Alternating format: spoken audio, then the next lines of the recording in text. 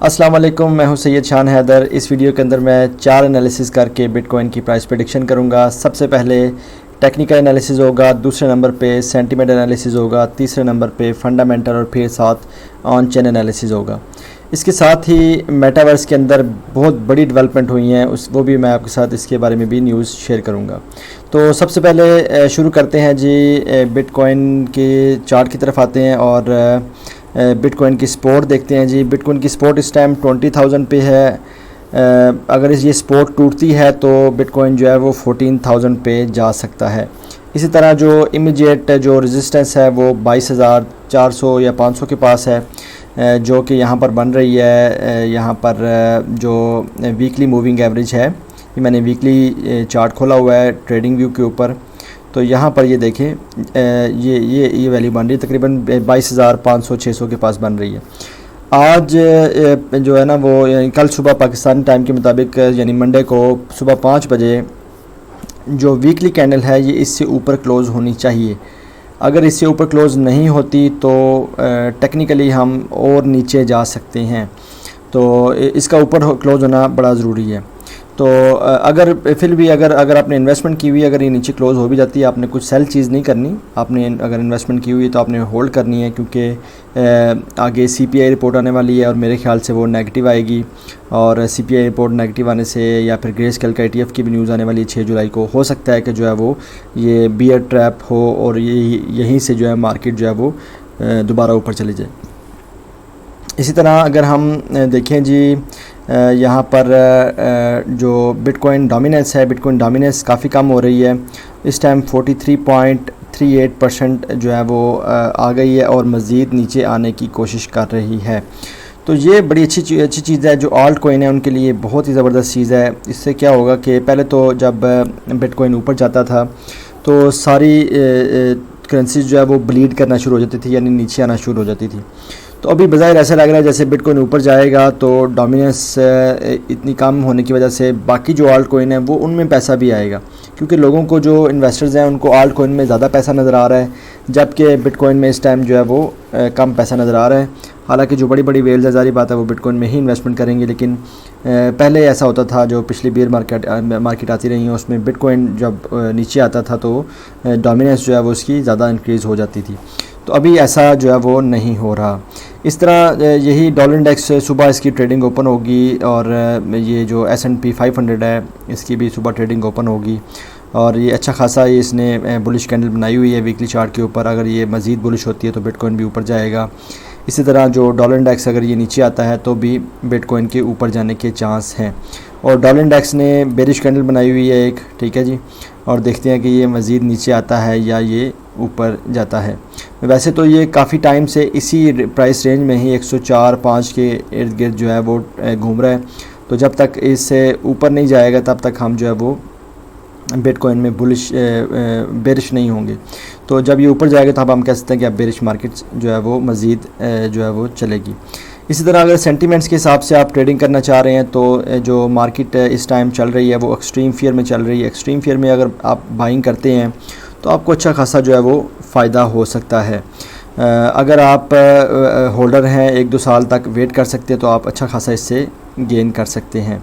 इसी तरह अगर हम देखें तो जो बिटकॉइन का वॉल्यूम है वो इतना ख़ास नहीं है। $19 बिलियन की जो है वो जितने भी एक्सचेंजेस हैं और जितने भी पेयर्स हैं बिटकॉइन के, $19 बिलियन का इसमें कॉइन मार्केट कैप में ये शो कर रहा है।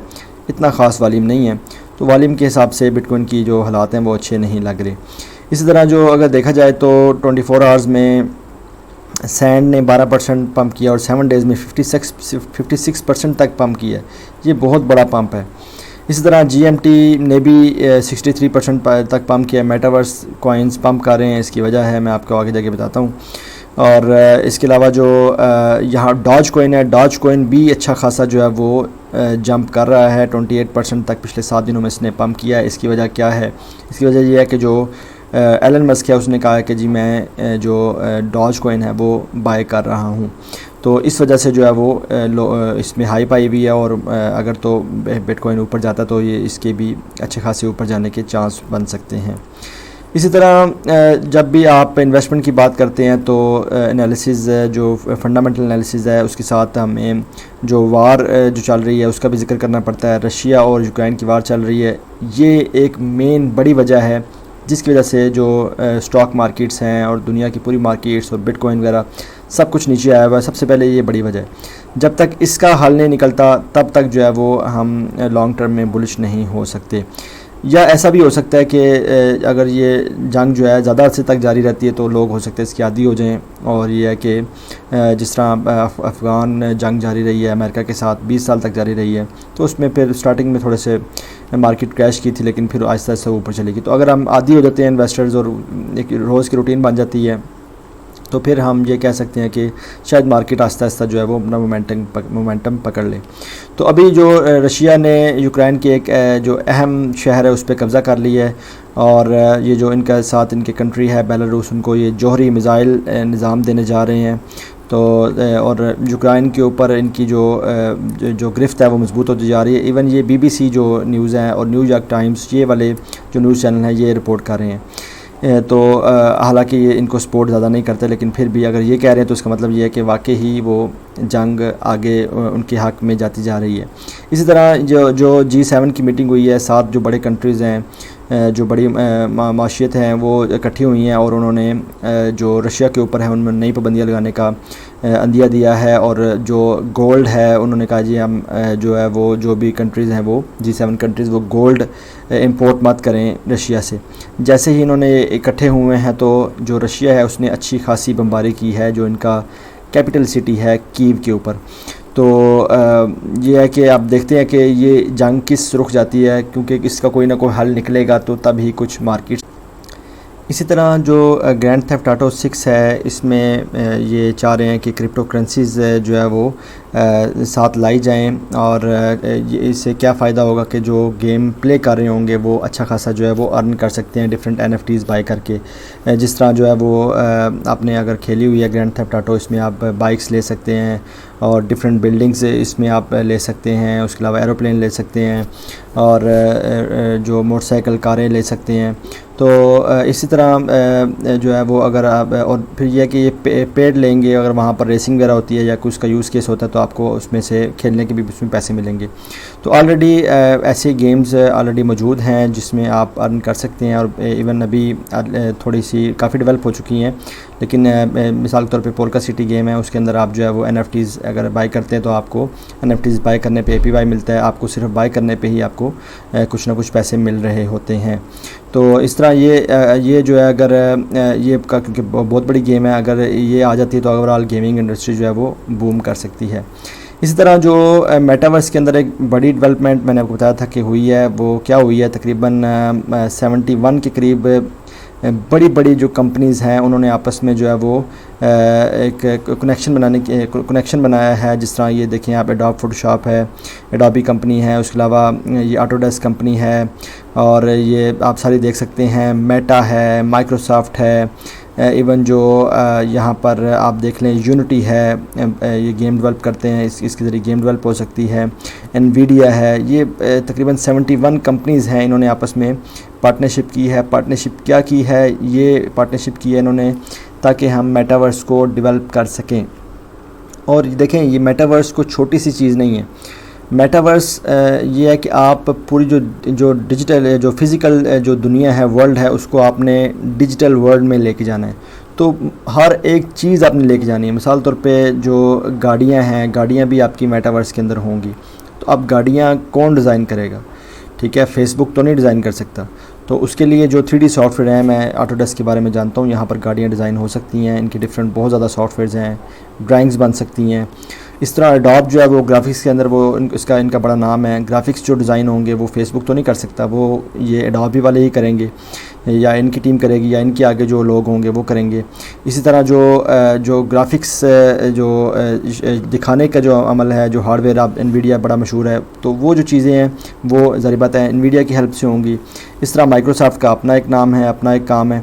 इस तरह जो 71 जो कंपनीज़ हैं ये सब मिलकर एक दूसरे से अपने आइडियाज़ शेयर करेंगे और जो भी चीज़ें ये डेवलप करेंगे वो ओपन सोर्स होंगी। यानी कि अगर एक कंपनी ने डेवलप किया वो दूसरी भी कंपनी उसका फ़ायदा उठा सकेगी।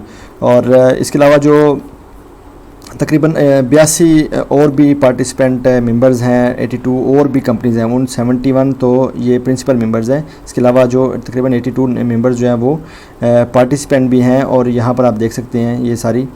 तो इस वजह से जो है ना वो ये जो इतनी बड़ी ये डेवलपमेंट हुई है, और मेटावर्स standards.org आप वेबसाइट खोल के इसको विज़िट भी कर सकते हैं, इनका मोटो भी पढ़ सकते हैं, ये क्या करना चाह रहे हैं, करने जा रहे हैं। तो ये बहुत ही बड़ी डेवलपमेंट हुई है। इसमें फ़िलहाल मुझे कोई जो क्रिप्टो करेंसी के जो टोकन हैं वो यहाँ पर नज़र नहीं आए, जिस तरह सैंड और माना, लेकिन इस खबर की वजह से जो है वो सैंड और माना ने अच्छा खासा जो है वो पंप किया है। तो ये सारी कंपनियाँ मिलकर कुछ स्टैंडर्ड बना देंगी, और फिर वो उसको ओपन सोर्स रखेंगी ताकि दूसरे भी जो प्रोजेक्ट हैं मेटावर्स के इससे मुस्तफ़ीद हो सकें। तो ये बहुत बड़ी न्यूज़ है। और ये जो कहा जा रहा था कि सिटी बैंक और ये सब कह रहे थे कि 5 ट्रिलियन तक मार्केट चली जाएगी 2030 तक, 10 ट्रिलियन तक चली जाएगी, तो ये चीज़ एक हकीकत बनती नज़र आ रही है। तो बहरहाल देखते हैं जी। अभी तो मुझे तो बहुत हाइप नज़र आ रही है मेटावर्स प्रोजेक्ट के अंदर। जैसे ही जो है वो बिटकॉइन ऊपर जाता है तो इसमें अच्छी खासी जो है वो इसमें पंप आ सकता है। तो मेरे ख्याल से आपको जो ख़ास तौर पे लो कैप प्रोजेक्ट हैं और अच्छे प्रोजेक्ट हैं उसमें लाजमी इन्वेस्टमेंट करनी चाहिए। मिसाल तौर पे मुझे पोल्का सिटी प्रोजेक्ट बहुत अच्छा लगता है, आप उसको जो है वो बाय कर सकते हैं। इसी तरह सैंड, अगर सैंड है, माना है, उसमें जो है वो इन्वेस्टमेंट कर सकते हैं, लेकिन उसमें मेरे ख्याल से रिटर्न जो है वो इतना अच्छा नहीं होगा। लेकिन यह है कि वो भी सेफ़ प्रोजेक्ट है, पोल्का सिटी भी सेफ़ प्रोजेक्ट है। अगर आप इसमें इन्वेस्टमेंट करेंगे तो मेरे ख्याल से आपको पोल्का सिटी में ज़्यादा मुनाफा होगा। अगर आप बड़े इन्वेस्टर हैं तो फिर यह है कि आप उसके अलावा दूसरे प्रोजेक्ट भी हैं बिटकॉइन एथेरियम, उसमें भी आप इन्वेस्टमेंट कर सकते हैं। इसी तरह जो प्लान बी है, ये इनको कौन नहीं जानता, ये स्टॉक एंड फ्लो के जो है वो फाउंडर हैं। अभी उन्होंने नया अपना लेके आ गए, अपना मॉडल लेके आ गए। इन्होंने कहा जी कि जो बिटकॉइन जो रियलाइज्ड जो लॉस है वो -25 बिलियन डॉलर का हो चुका है ऑलरेडी, यानी कि ये लॉस हो चुका है, अनरियलाइज नहीं है। लोगों ने लॉस में टोकन बेच दिए, 25 बिलियन डॉलर के जो लोगों ने लॉस में टोकन बेचे हैं जून के अंदर। ये वैसा ही है जैसा 2018 में भी इसी परसेंटेज से सेल हुए थे, 2015 के अंदर भी इसी परसेंटेज से सेल हुए थे, और 2011 के अंदर भी इसी परसेंटेज से सेल हुए थे। यहाँ पर ये ब्लू लाइन से ये जो डॉट्स बने हुए हैं, इससे ये यहाँ पर ये शो कर रहे हैं। तो इनके मुताबिक कैप्चुलेशन हो चुकी है, यानी कि लोगों ने बहुत ज़्यादा अमाउंट में सेल कर दिया बिटकॉइन, और अब बिटकॉइन जो है वो ऊपर जा सकता है। इसी तरह जो बिटकॉइन जो एक्सचेंज बिटकॉइन का जो एक्सचेंज में बैलेंस है, यानी कि एक्सचेंज के अंदर जो बिटकॉइन है वो लोएस्ट सतह पे आ गए हैं अपने 2018 से अब तक।